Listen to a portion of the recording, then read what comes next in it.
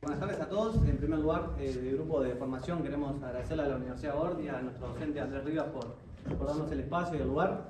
En segundo lugar, queremos agradecerle a todos ustedes por venir. Estamos muy contentos de recibirlos. Y en tercer lugar, darle las gracias a Guillermo Draper, el invitado del día de hoy, que nos va a hablar un poco acerca del periodismo. Así que ya muchas gracias, Guillermo. Bueno, la idea de esta actividad es discutir unos temas más importantes para nosotros, como es la información. Esta es una actividad que nace o es impulsada de estudiantes para estudiantes y también para público general, así que estamos muy contentos por ello.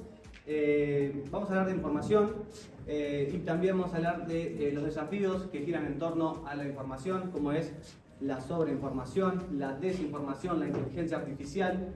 En este sentido también vamos a hablar del rol que ocupa el periodismo, entendido como el cuarto poder o aquellos guardianes de la democracia, como vimos a lo largo del semestre, que bueno, ofician de intermediario, ¿verdad?, entre lo que son las grandes élites o círculos de poder y el resto de la ciudadanía, brindándonos a nosotros información confiable, información verificada, información comprensible para todos.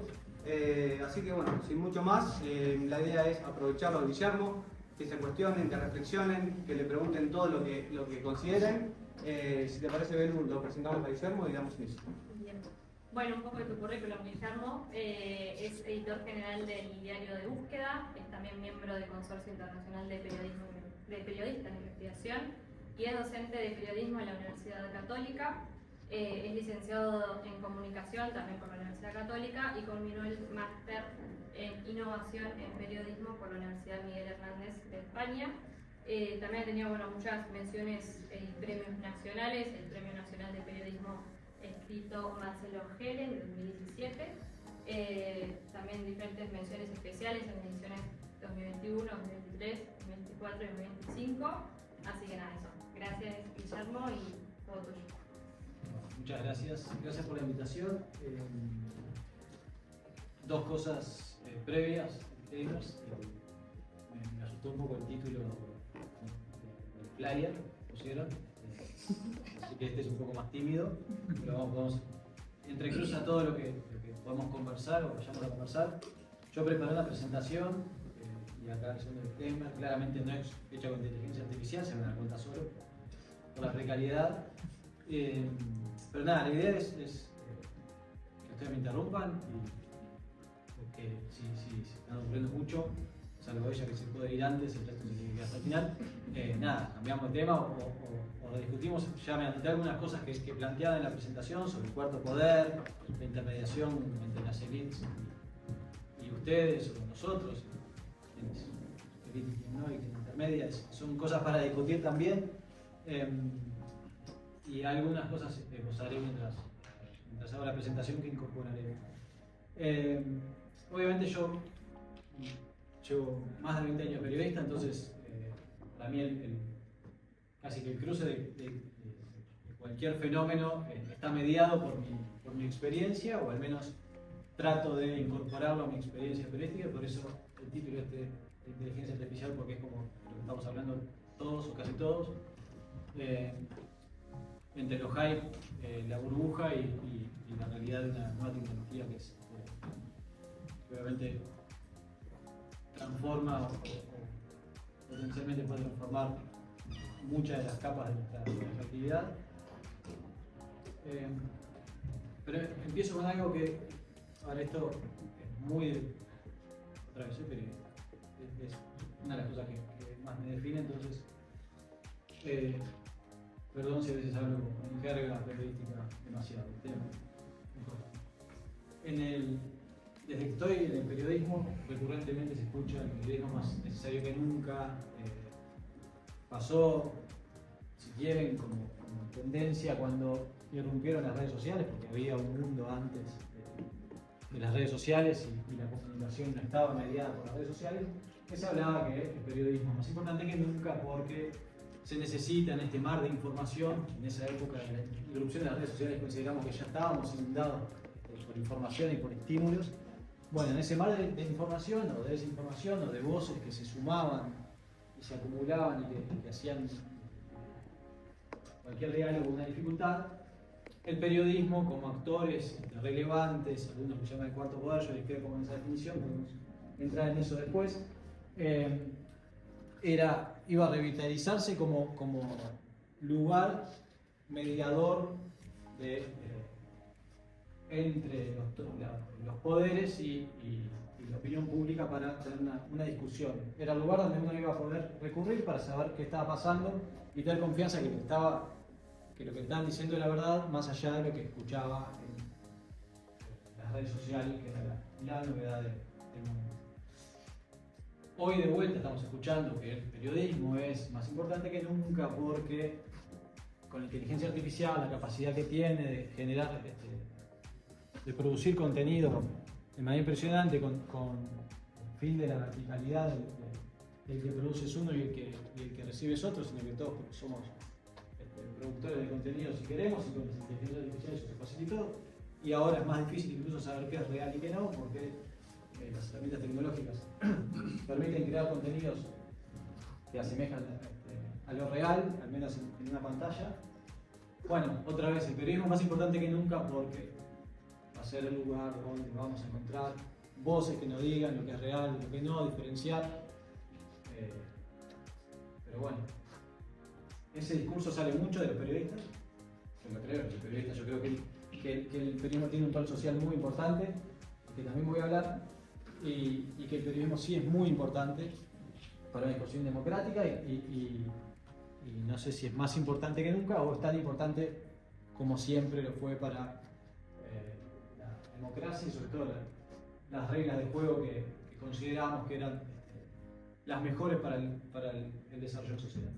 Sin embargo, esa premisa que transforma en pregunta y al final, en realidad no deberían ser los periodistas los que consideren que el periodismo es o no solo, o al menos que los periodistas consideremos, muchos consideremos que somos muy importantes o muy necesarios para un buen funcionamiento democrático, no es condición suficiente para que eso sea verdad, ¿no?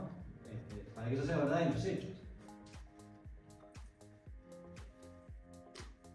¿Y por qué digo que no es importante para que sea verdad en los hechos? Porque si la gente, si los ciudadanos, si las instituciones políticas de la sociedad en su conjunto no entienden que el periodismo es importante, no le van a asignar ese rol y el periodismo va a mantenerse marginal y su aporte no va a ser tan bueno para el debate público y la toma de decisiones informadas. Algunos datos estadísticos que recogí de un informe del Instituto Reuters para el estudio del periodismo de la Universidad de Oxford, que todos los años hace varios estudios muy interesantes. Uno de ellos es de consumo informativo en más de 40 países. Bueno, donde estamos hay una caída constante, en algunos momentos más pronunciada que en otros, en la confianza de la población en las noticias. Esto es una pregunta. La gente confía en la mayoría de las noticias, la mayoría parte del tiempo. Como ven, hay una caída. Ahí toma dos países de ejemplo, pero esto está generalizado en todos los países encuestados con distinto nivel de potencia. Hubo ahí un efecto COVID que se le llama, que fue de reducción de esa caída. ¿Me permitiste el Zoom? El Zoom. Perdón, soy yo el profe. Está activo el Zoom, ¿no? Me escribieron que perdón, No, conferencia, pero ¿podemos editar el Zoom? Perdón, disculpame. No, como quieras, no, pero los pobres, los del Zoom yo estoy. No es necesario. Seguí tranquilo, tranquilo. Gracias. Me has dicho que miles, que son miles. No, invité en Zoom a la lista negra, ya lo quedó clarísimo. Bien. El llamado efecto COVID fue cuando todos tuvimos miedo de qué podía pasar y queríamos buscar fuentes calificadas de información para saber cómo actuar ante un peligro potencial sobre nuestra salud. Después de ese empuje, otra vez volvió meseta más pendiente hacia abajo en cuanto a la confianza. Yo les dije que la presentación que hice yo fue más quiche que estas entradas. Proporción, y estos datos me parecen también muy interesantes para traerlos a la discusión sobre lo que pensamos de los mediadores o no mediadores de la información que manejan, de las decisiones de la élite hacia la gente, medios. Hace tiempo que los medios han perdido la preeminencia o van perdiendo la preeminencia como los principales puertas de entrada o de acceso a la información. Para mí esta gráfica es súper interesante y obviamente piensen ustedes desde su propio consumo informativo, cuántos consumen sitios web. Esto es solo digital, no estamos hablando de... No, miento, incluye diarios impresos porque esta encuesta es distinta, pero el cambio es, sobre todo entre los jóvenes, es bastante impresionante, sobre todo cómo las redes sociales pasan a todo el resto en 10 años como la principal vía de acceso a información, ¿no? O al menos que se utiliza como la principal fuente de información. Me imagino a todos que la mayoría de ustedes se deben sentir representados con eso, ¿no? O sea, cómo consumen información, porque se la cruzan en Instagram, en TikTok, porque alguno tendrá X, ya nadie entra en Facebook en la ciudad, supongo, o no haya habido un revival que esté perdiendo. Pero bueno, eso implica que los medios tradicionales pierden peso en el espacio de distribución de información, pero también cambian los consumos, la forma de consumir información. Yo les voy a mostrar algo que es prácticamente de la época de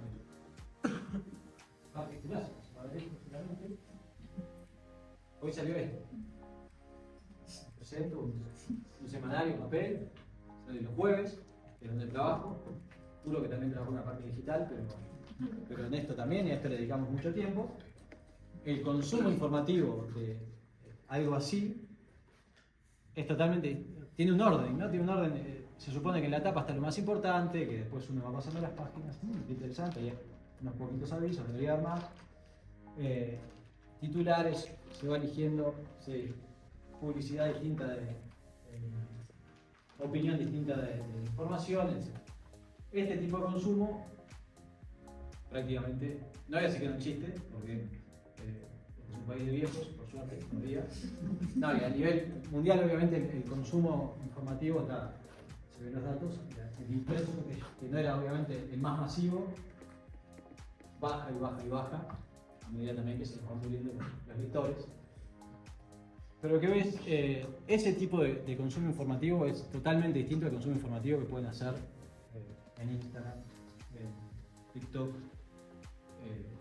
o en X, o incluso en la web, ¿no? En la web es como una cantidad de notas que no tienen, que si ustedes entran a una web de un medio, no desde el celular, obviamente el consumo informativo es distinto del celular que desde la pantalla de una computadora. Y por lo menos 85% de la gente entra a las noticias desde el celular. A los sitios web, hay a las noticias del celular según los datos internos de tráfico. La distribución, el orden, qué es importante, qué no es importante, qué es distinto en el papel que en la web y en las redes sociales, donde además es el mecanismo de distribución no es el que eligen los periodistas, sino es el algoritmo que definen las tecnológicas que son dueñas de las redes sociales. El consumo que ustedes hacen de esa información es distinto, lo que reciben, qué viene primero, qué viene después, qué viene, o sea, en esto uno va a buscar algo, ¿no? Bien o mal, no estoy glorificando el papel, solamente estoy diciendo las diferencias. El consumo en redes sociales es muy distinto y obviamente ahora, no sé, ¿quién consume información por Instagram?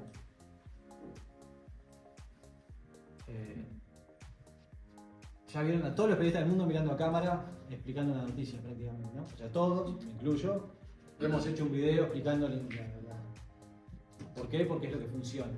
Que lo que funciona no es lo que, o sea, es lo que hoy parece que funciona, ¿no? Porque esto es un objetivo siempre en movimiento, porque el consumo cambia, las herramientas cambian. Hoy todo video a cámara o todo video podcast, ya no hay podcasts que no sean filmados prácticamente. ¿Por qué? Porque el consumo de video es cada vez mayor. Y cada vez mayor y cada vez más corto, ¿no? Los videos que funcionan son los que duran más de 8 segundos, 10 segundos. Y eso es como abrumador si uno lo piensa, porque estuvo haciendo ese video de 2 minutos pensando que era corto y a los 10 segundos se le fue la olla de la gente. Pero bueno, es el tipo de consumo informativo que hay. En Uruguay, la Universidad de Ort, la Facultad de Comunicación, hizo una encuesta sobre consumo informativo, en última newsletter, en la cual, al igual que o en línea con lo que detecta el Instituto Reuters en otros mercados, que no incluyen Uruguay, las redes sociales son el principal método para informarse cotidianamente. En eso, obviamente, Uruguay no tiene diferencia con el resto. Otro dato que quería traer que me pareció interesante, que este es de la Universidad de Ort y también el Instituto Reuters, que es en realidad el Instituto Reuters ha llevado esta conversación y este análisis desde hace más tiempo, que es lo que le llaman news avoidance, que en español tiene la horrible traducción de evitación de la noticia, y es cuando la gente evita, ¿no? Ve un contenido que le aparece en el feed un contenido y sigue largo porque no quiere informarse de esa noticia. Y en Uruguay hay, como verán, un porcentaje bastante alto que varias veces al día, o al menos una vez al día, o varias veces a la semana, evita las noticias.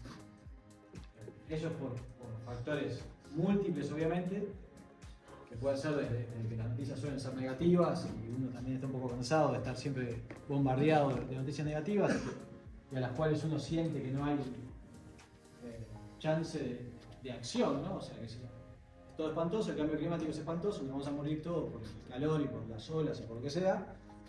Nada, ya está, no quiero saber más del tema.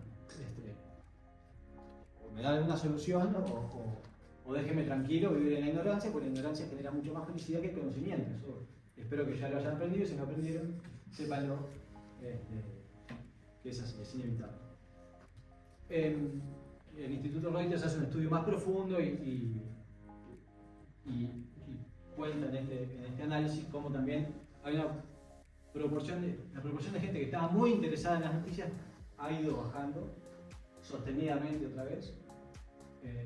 También hay algunos que hablan que las noticias, lo que no están logrando los medios, lo que no estamos logrando los medios de comunicación es hablarle al público, o sea, que el público se sienta representado en la noticia que está leyendo o en el contenido que está consumiendo informativo, ¿no? Que se vea reflejado sus necesidades, sus miedos, que pueda entender lo que está pasando o que pueda obtener algún servicio como que permita tomar decisiones. Esto se cambió un poquito con el COVID, como veíamos, hubo un interés, al menos hubo más gente interesada en las noticias, o recurrió más a las noticias, pero también creo que después de eso hubo un hartazgo general de basta de malas noticias, hagamos otra cosa. Y además competimos, obviamente, hay una cosa más que me parece interesante que tengan en cuenta es, con esto hablamos de que hay cada vez más producción de contenido, hay cada vez más emisores de contenido. Antes, en la muy vieja época, no eran tantos los medios y los usuarios eran bastante rehenes de esos emisores en el sentido de que era más vertical. Y ahí sí creo que cuadraba más esta idea de gateway entre la información, entre las personas que toman decisiones y la gente, mucho más de lo que es ahora. Porque obviamente ahora siempre lo pudieron hacer, pero ahora mucho más los actores del sistema y los poderosos tienen vías más directas, más fácilmente directas de comunicación individual con la ciudadanía que antes. Sin entrar en quiénes son los dueños de los medios y quiénes son los medios y si los poderosos ya no los dueños de los medios de comunicación o no. Esa es otra conversación. Pero sí es cierto que hoy los políticos tienen línea directa con la gente, si se quiere. Los jugadores de NBA anuncian sus decisiones sobre cambiar de cuadro o retirarse directamente.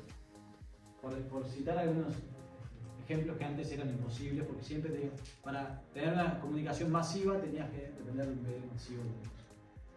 Eso cambió por completo.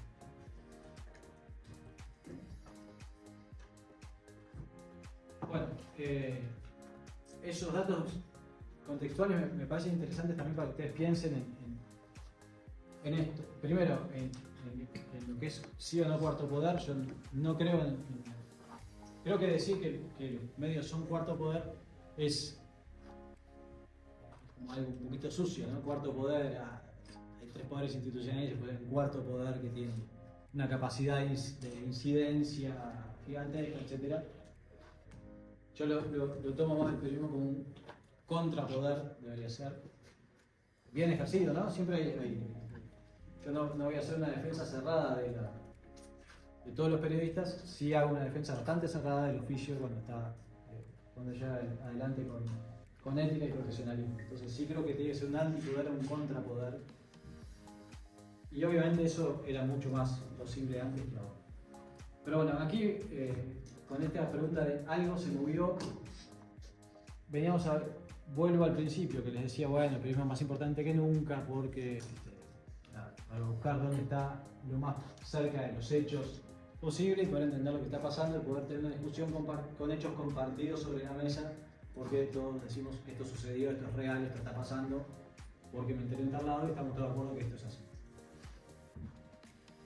Bueno, hace un par de semanas en Búsqueda invitamos a un experto brasilero que trabaja en Estadao, él es el jefe de verificaciones de Estadao, del equipo de verificaciones de fact-checking, que es una rama relativamente nueva del periodismo como en sí misma, ¿no? El fact-checking o el chequeo de desinformación.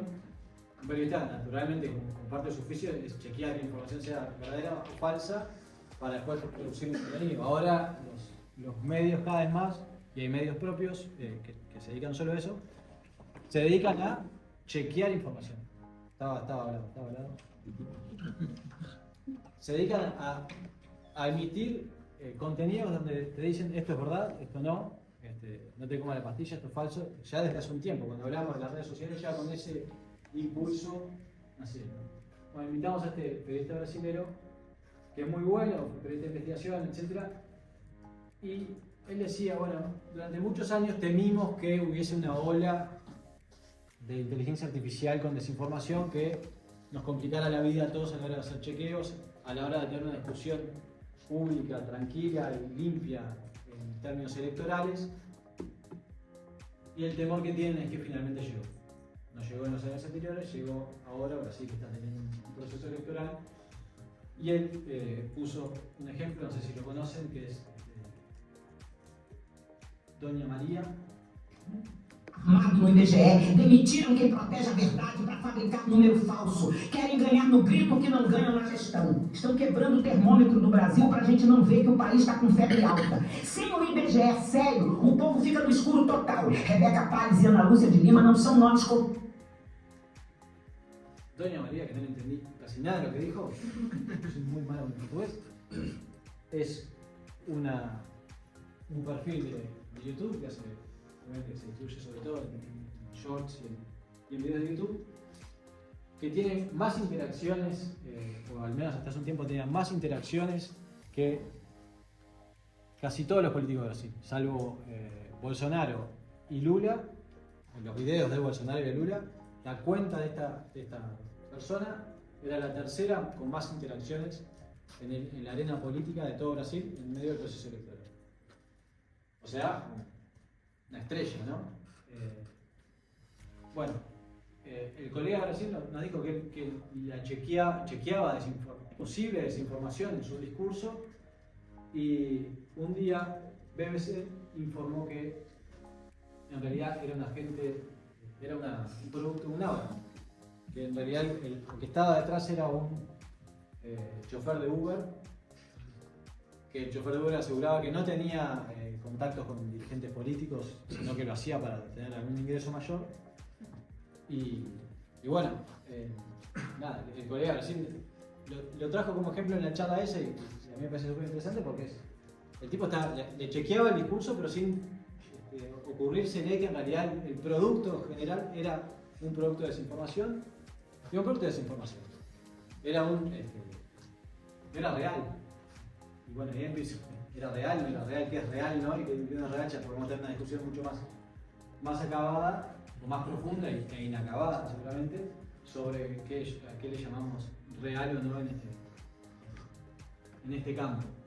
Pero me parece interesante porque es una figura con mucha incidencia en la discusión, sobre todo porque le llegaba a millones de personas, ¿no? Millones de personas interactuaban con ese contenido sin saber que era,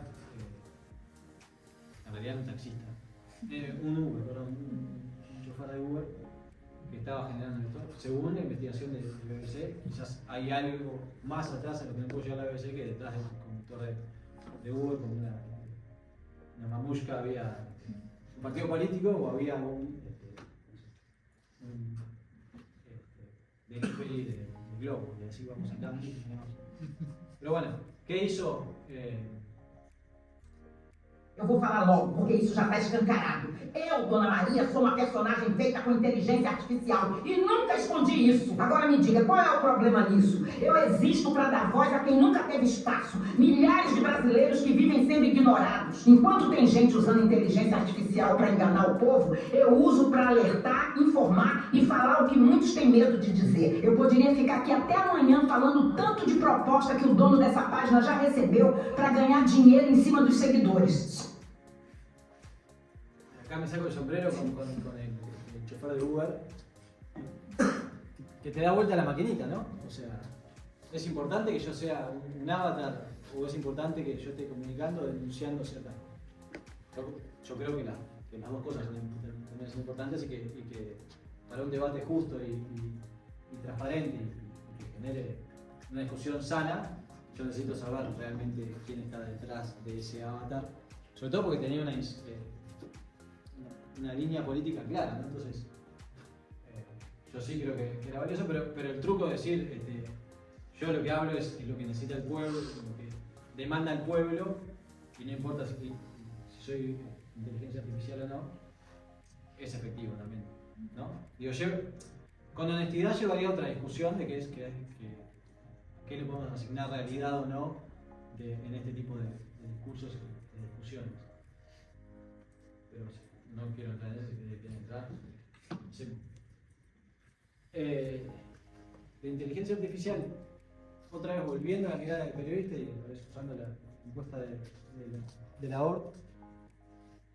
Bien.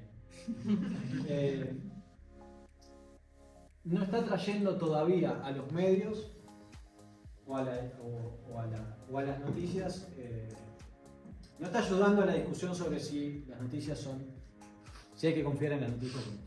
Por el contrario, las primeras encuestas que están saliendo muestran que la gente no confía cuando le dicen que la noticia fue creada por inteligencia artificial.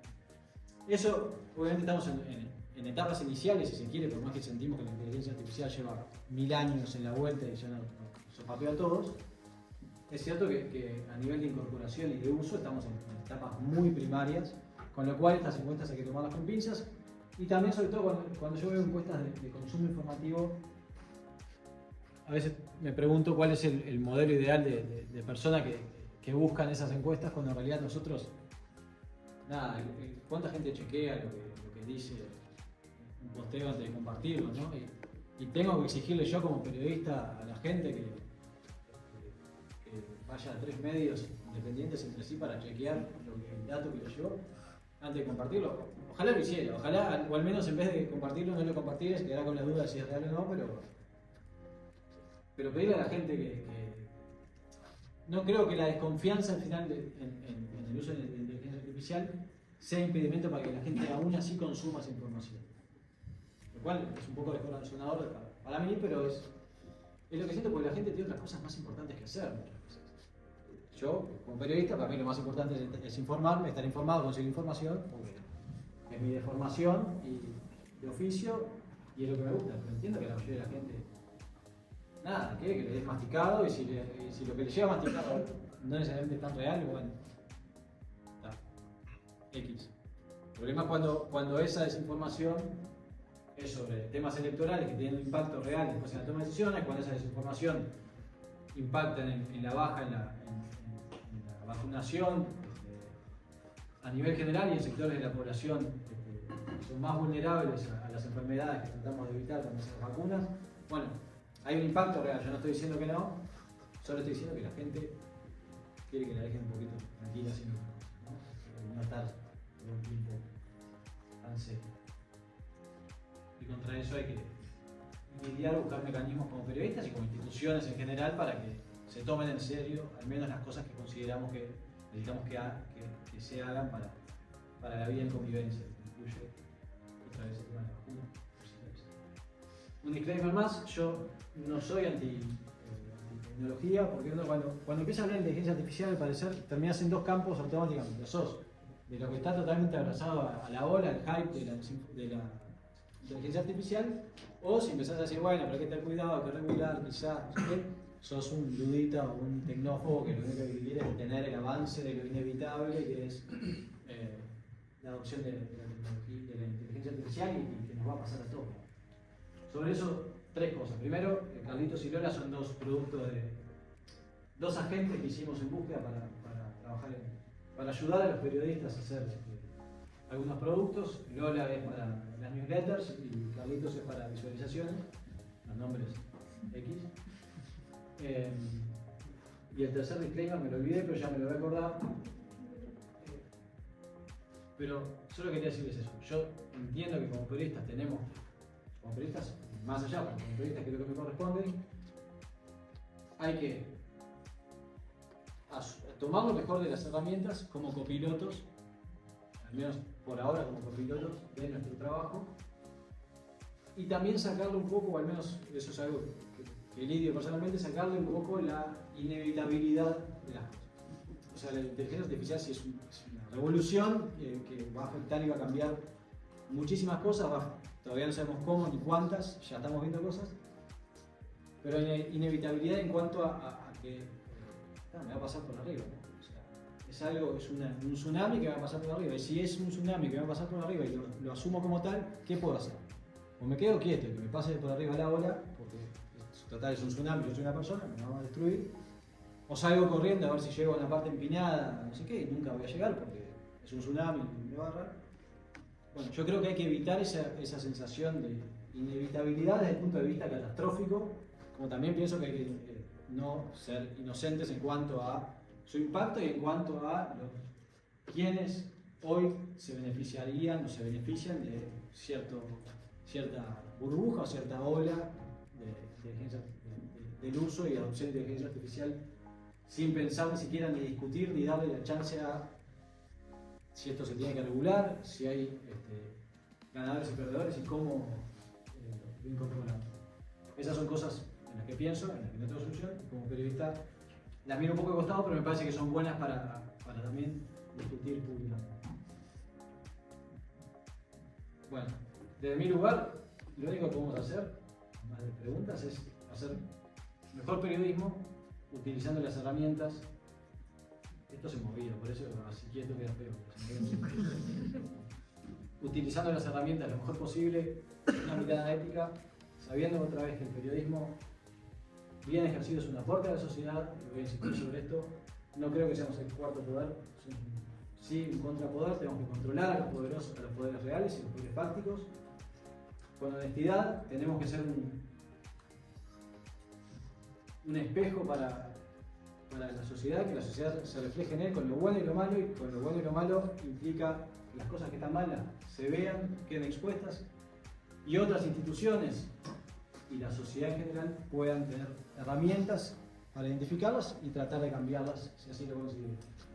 Ese es el aporte que podemos dar más allá de inteligencia artificial o no inteligencia artificial. Seguramente con buenas herramientas de inteligencia artificial podemos hacer mejor periodismo de investigación, podemos distribuir mejor nuestro contenido sin dejarnos llevar por la voz.